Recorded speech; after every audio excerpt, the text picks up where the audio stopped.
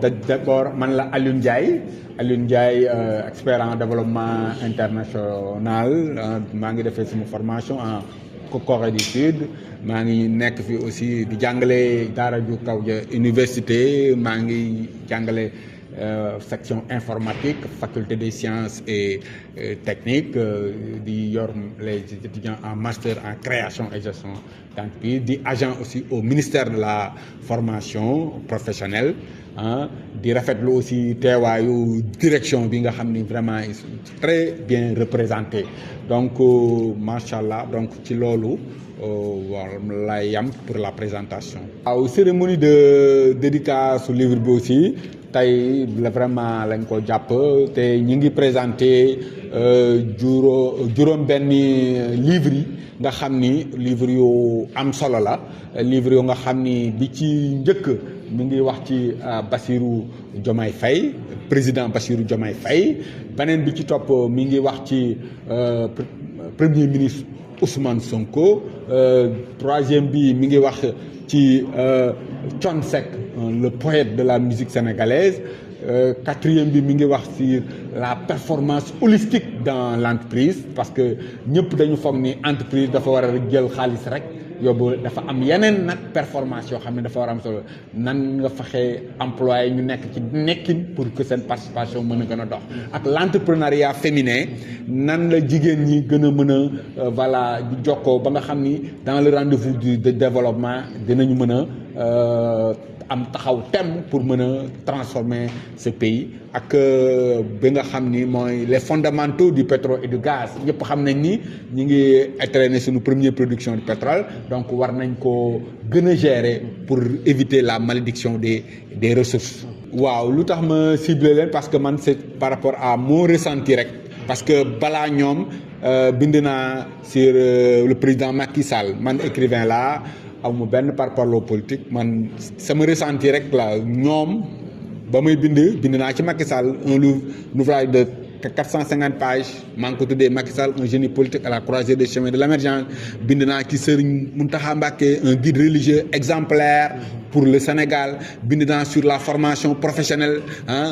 lu ouvrage yu bari donc bon man sama ressenti rek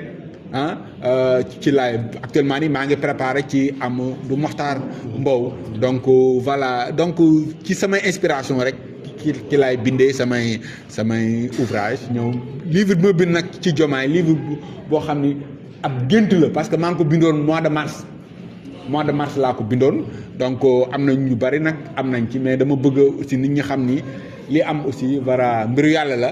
voilà yàlla moo ne woon moo fi nekk te ñi ngi koy ñaanal réussite ci véritablement li nga xam ni moom la entamé excuse-moi waaw non Ousmane Sonko ñëpp xam nañ ni c'est un phénomène waaw Ousmane Sonko nee na c'est un don de Dieu il faut le dire c'est un don de Dieu waaw donc loolu il faut ñu xam ko waaw man su may wax dañ naan ma sax da ngaa bokk Pastef wala dara non bokkuma fenn man je suis un militant de la transformation nationale ñoom ñoo ñëw fekk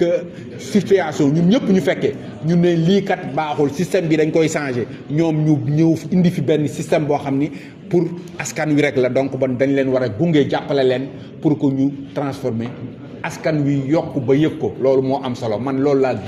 gëwuma leneen politicienne gëwuma ko waaw mais nag koo xam ni ñëw nga am ay noble ambition pour développer ce pays vraiment man damay ñëw rafetlu sa taxawaay loolu moo tax ma bind ci moom ak Bassirou Diomaye Faye pour les rendre un vibrant hommage dinaa bindaat incha allah ci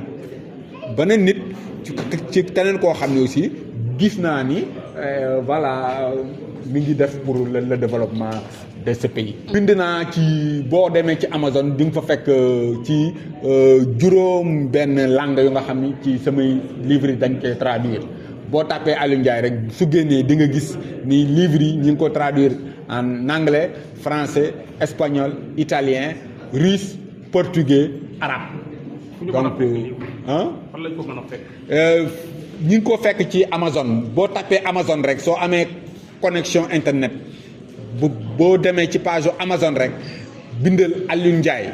di nga gis les 87 ouvrages incha allah ya fa nekk nga mën a xool en fonction de votre langue nga mën koo consulter. li may jeexalee mooy yéen maa ngi leen di gërëm la presse nationale internationale ci seen taxawaay bi pour fësal li nga xam ni maa ngi koy def te su ma sañoon aussi ñu continuer la collaboration parce que ñun askan wi rek moo ñu ñor te liñ bëgg dañu bëgg mu am njeexital ci askan wi ngeen di ko fësal ba nga xam ni macha allah dina gën a am njeexital ci askan wi te maa ngi leen di gërëm te di gërëm nag ñi nga xam ni ñoo bàyyi seen yitte ñëw teew fii pour véritablement jëmmal bis bi di gërëm nag sama soxna Mame Diarra Bousso borom Poroxaan madame Ndiaye mi nga xam ni vraiment lii su ma amee moom moo ma jàppale ak sama doom yi nga xam ni ñi ngi fi ci activité bi di ma participer di gërëm sama naataangoo yi nga xam ni ñoom ñoo fi teew waa ministère bàyyi ma ku lim juma parce que bëgguma lim parce que su ma limee dinaa jum di nuyu aussi sunu quartier bi dañoo def délégation ñoom ñëpp le délégué le président du conseil ñëpp dañoo ñëw ànd ak man pour ñëw bi di nuyu aussi véritablement waa président benn association bu am solo boo xam ne man dama cee bokk muy Mobeta di nga xam ni macha allah damay bañ a lim rek daal. mais ñu xam ni ñoom ñëpp ak sama la famille Ndiayeen bi nga xam ni ñu ngi jóge Tëngéej ñëpp ñëw waaw ñëw vraiment ñëw jàppale ma ci bis bi.